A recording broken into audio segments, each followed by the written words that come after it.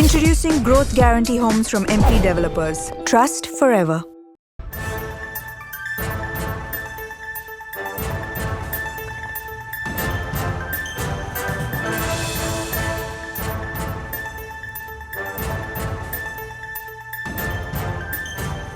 அண்மை செய்திகளை பார்த்து வருகிறோம்.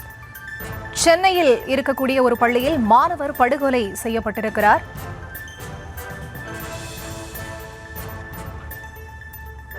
சென்னை திருவொற்றியூர் ஜெயகோபால் கரடியா மேல்நிலைப் பள்ளியில் 12ஆம் வகுப்பு படித்து வந்த மாணவர் கொலை செய்யப்பட்டிருக்கிறார். பள்ளிக்கூடத்தின் பின்புறத்தில் காயங்களுடன் கிடந்த மாணவரின் உடலை கைப்பற்றி போலீசார் விசாரணை மேற்கொண்டு வருகிறார்கள்.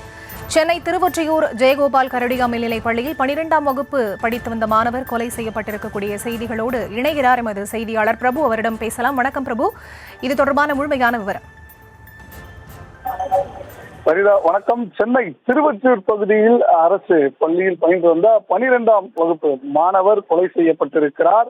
அரசு பள்ளி அவர் படித்துக் கொண்டிருந்த அந்த பள்ளி வளாகத்தை ஒட்டிய முட்புதரில் அவருடைய சடலமானது மீட்கப்பட்டிருக்கிறது. அதாவது வடசென்னை திருவொற்றியூர் பகுதிக்கு உட்பட்ட ஜெயகோபால் கரோடியா மேல்நிலையத்தில் அமைந்திருக்கிறது. இந்த பள்ளியில் 12ஆம் வகுப்பு பயின்று வரக்கூடிய தனுஷ் என்ற மாணவரின் உடலானது பள்ளியின் பின்புறத்தில் காயமடைந்த நிலையில் இருப்பதைக் கண்டு அந்த வழியாக சென்றவர்கள் பள்ளிக்கு தகவலை தெரிவித்திருக்கிறார்கள்.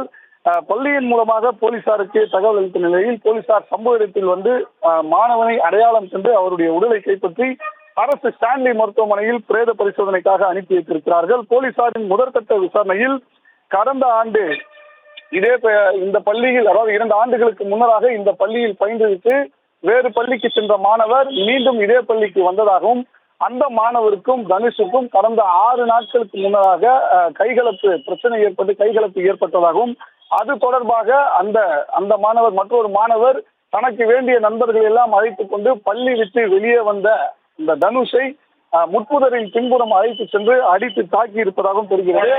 இந்த சம்பவத்தை அங்கிருந்தக்கூடியவர்கள் பார்த்தவர்கள் கூறும்போது பள்ளி மாணவர்கள் பள்ளி சீருடையில் இந்த பள்ளியின் பின்புறத்தில் இருக்கக்கூடிய இந்த முட்புதரில் தான் கஞ்சா புகைப்பது, மது அருந்துவது போன்ற பல்வேறு கட்ட சமூக விரோத செயல்களில் ஈடுபடுவதாகவும் இது தொடர்பாக பலமுறை போலீசாருக்கு தாங்கள் செல்போன் வாயிலாக தகவல் அளித்தாலும் புகார் அளித்தாலும் அதனை கண்டு கொள்ளாமல் இருந்ததாகவும் அதன் காரணமாக தான் இது சமூக விரோதிகளின் கூடாரமாக மாறி இருக்கின்ற நிலையில் தற்போது இங்கு ஒரு மாணவரே அடித்துக் கொண்டு சடலத்தை போட்டிருக்கக்கூடிய ஒரு சம்பவம் அரங்கேறி இருப்பதாகவும் கூறியிருக்கிறார்கள். தொடர்ந்து போலீசார் தனுஷின் உடலை கைப்பற்றி ஸ்டான்லி மருத்துவமனைக்கு அனுப்பி வைத்தது மட்டுமல்லாமல் இந்த சம்பவத்தில் யார் யார் ஈடுபட்டார்கள், பள்ளி மாணவர்கள் எத்தனை பேருக்கு இதில் தொடர்ந்து இருக்கிறது, முழுமையான காரணம் என்ன, பள்ளியில் வேலையின் போது மாணவரை வெளியே அழைத்தது யார், அவர் எப்படி வெளியே வந்தார் என்ற கோணத்திலே தொடர்ந்து விசாரணைகளை நடத்தி வருகிறார்கள். சரிதா, தற்போதைய விவரங்களுக்கு நன்றி பிரபு.